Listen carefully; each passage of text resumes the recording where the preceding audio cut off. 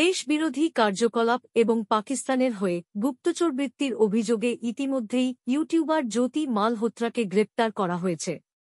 ধরা হয়েছে তার বেশ কয়েকজন সঙ্গীকে। বর্তমানে জ্যোতি পুলিশ হেফাজতে রয়েছে। এবার এই ইউটিউবারের ঘটনার সঙ্গে পশ্চিম বর্ধমান জেলার আসানসোলের নামও জড়িয়ে গেল। জানা গেছে, আসানসোলের সেন্ট্রাল রোড বা বিবেকানন্দ সরণিতে আবাসন নব অনন্যা কমপ্লেক্সে থাকা এক যুবকের নাম জ্যোতির সঙ্গে জড়িয়েছে। দুজনের ছবিও ভাইরাল হয়েছে। বলা হচ্ছে যে এই যুবকের জ্যোতি মালহোত্রার সাথে যোগাযোগ ছিল। সবচেয়ে আশ্চর্যের বিষয় হল এই যুবকের বাবা আসানসোল ইঞ্জিনিয়ারিং কলেজের অধ্যক্ষ ছিলেন। এই প্রসঙ্গে ওই আবাসন কমিটির সচিব এবং কংগ্রেস নেতা প্রসেনজিৎ পুইতুন্ডি বলেন, ওই যুবকের পরিবার প্রায় ৩ বছর ধরে এই আবাসনে ছিল। যুবক, তার বাবা এবং যুবকের বোন এখানে থাকতেন। প্রায় ১ বছর আগে তারা এই আবাসন ছেড়ে চলে যান। প্রসেনজিৎ পুইতুন্ডি আরও বলেন, পরিবারের সদস্যরা এখানে কমিটির অন্যান্য লোকদের সাথে খুব বেশি মেলামেশা করত না। কমিটির লোকেরাও জানে না যে সেই যুবক কি করত। মাঝে মাঝে তাকে ব্যাগ নিয়ে বাইরে যেতে দেখা যেত। লোকেরা ভাবত যে সে বাইরে কোথাও পড়াশোনা করে। তিনি আরও বলেন, এখন কেউ তাদের বাড়িতে ল্যাপটপ বা মোবাইলে পড়াশোনা করে না বা কি কাজ করছে তার তথ্য রাখা কঠিন। কিন্তু এই সোসাইটির সদস্যরা গত ১ বছর ধরে একটি নিয়ম তৈরি করেছেন যে যদি কোনো ভাড়াটে সোসাইটিতে থাকতে আসে তবে তার পুলিশ ভেরিফিকেশন করানো আবশ্যক। প্রসেনজিৎ বাবু বলেন যে ওই যুবকের পরিবার খুব বেশি কারো সাথে দেখা করত না, কিন্তু কুকুরের প্রতি তাদের অনেক ভালোবাসা ছিল। যদি কোনো কুকুর আহত হতো তাহলে তারা তার চিকিৎসার জন্য কলকাতাও যেত। তিনি বলেন, ওই যুবকের বাবা কমিটির লোকদের সাথে দেখা করার চেষ্টা করতেন, কিন্তু যুবকটি কখনো কমিটির লোকদের সাথে বেশি সময় কাটাতে পছন্দ করত না। তিনি স্পষ্টভাবে বলেন যে ওই যুবক কি করত সে সম্পর্কে কিছুই জানি না। এখন একটি নিয়ম আছে যে যখনই কোনো নতুন ভাড়াটে আসবে তার সম্পর্কে সম্পূর্ণ তথ্য পুলিশকে জানানো হবে। জানা গেছে, এদিন সকালে আসানসোল দুর্গাপুর পুলিশ কমিশনারেটের তরফে প্রসেনজিৎ বাবুর সঙ্গে যোগাযোগ করে ওই পরিবার ও যুবকের ব্যাপারে খোঁজ নেওয়া হয়েছে। এই আবাসন কমিটির চেয়ারম্যান কাজী জয়নাল আইসার বলেন, সত্যি খুব অবাক লাগছে, তার সঙ্গে ভয়ও লাগছে। আমরা অবশ্য এখন খুবই সতর্ক। আবাসন সূত্রে জানা গেছে, যুবকের নাম সৌম্যদীপ ভট্টাচার্য।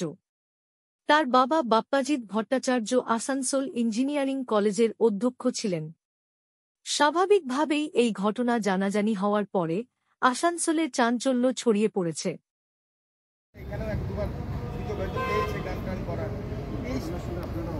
আমরা হতবাক মনে এখানে যাদের সঙ্গে কুকুর এই স্ট্রিট ডগগুলোর ব্যাপারে যোগাযোগ বাবার সঙ্গে থাকতো তারাই অবাক হয়ে যাচ্ছে যে ওই ভদ্রলোকের ছেলে যুক্ত। সবাই অবাক হয়ে যাচ্ছে। কী করে জানবেন একটা ছেলে পড়াশুনো করছে সেইভাবে আতঙ্কবাদী কানেকশনটা? না, আমরা আতঙ্ক খালি নয়, আমরা বিগত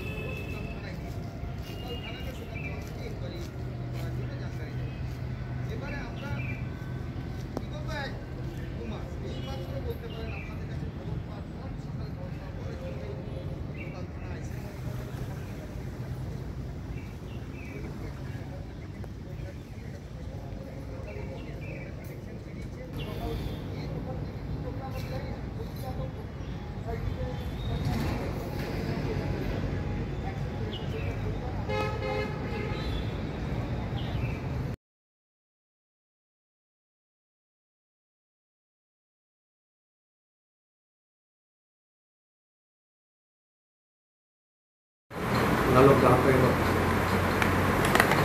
देखो ঠিক আছে বল বলছি কি শুনেছেন আপনারা? শুনলাম আমাদের এখানে এক ভাড়াটে প্রফেসর থাকতেন, ইনি ইঞ্জিনিয়ারিং কলেজের প্রফেসর ছিলেন। শুনলাম ওনার ছেলে নাকি এই যে কি জ্যোতি মালহোত্রা কি সম্পর্কে ধরা পড়েছেন, ওনার সাথে নাকি জড়িত আছে, এটুকু আমরা টিভিতে শুনলাম আর কি। তো ওনারা তো দীর্ঘদিন আগে এখান থেকে চলে গেছেন, ওনারা এখানে থাকতেন। ওনার ছেলে আমাদের সাথে আর কোনো কানেক্টিভিটি নেই দীর্ঘদিন ধরে, ওনার ফ্যামিলি নিয়ে এখানেই থাকতো।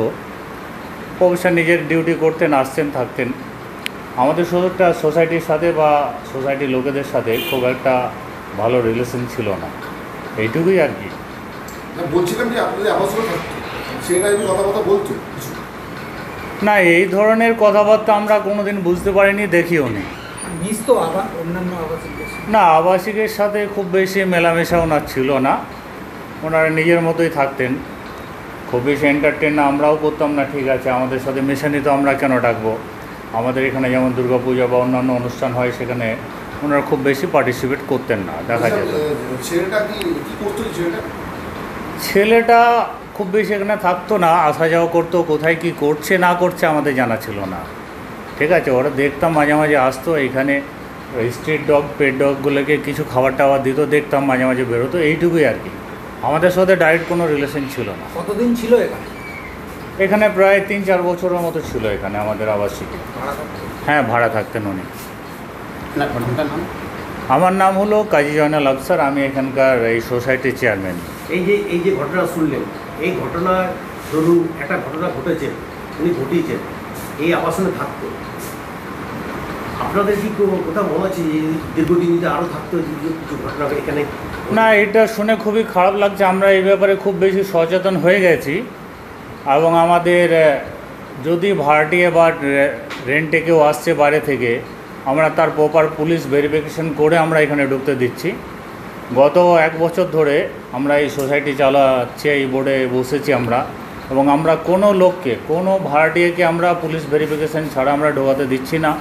আর এটা ভীষণ আতঙ্কের বিষয় আমাদের, যদি এরকম ধরনের জিনিস হয়ে থাকে আমাদের সোসাইটির পক্ষে এটা খারাপ জিনিস। আমাদেরকে আরও সচেতন থাকতে হবে, এই ধরনের জিনিস যেন ভবিষ্যতে আর না আসে, এরকম লোক যেন আমাদের সোসাইটিতে না আসে, আমরা সেটাই চিন্তা ভাবনা করব। সেইভাবেই আমাদের সচেতনতা বাড়াবো এবং নিজেদেরকে সক্রিয় রাখতে হবে এই ব্যাপারে। আপনি তো বলছিলেন যে এই ঘটনা আপনি টিভিতে শুনেছেন আপনারা, হ্যাঁ। তো তারপর পুলিশের পক্ষ থেকে কোনো যোগাযোগ করা হয়েছে? না, পুলিশের পক্ষ থেকে এখনও পর্যন্ত যোগাযোগ আমাদের সাথে করেনি, জানি না। সেক্রেটারি সাহেব, আমাদের প্রসেনজিৎ পৈতন্ডি এই সোসাইটির সেক্রেটারি, ওনার সাথে যোগাযোগ করেছেন কিনা আমি ঠিক বলতে পারছি না, হয়তো করে থাকতেও পারেন বা নাও থাকতে পারেন। আমার নাম কাজী জয়নাল আফসার, আমি নবঅনন্যা কোঅপারেটিভ সোসাইটির চেয়ারম্যান।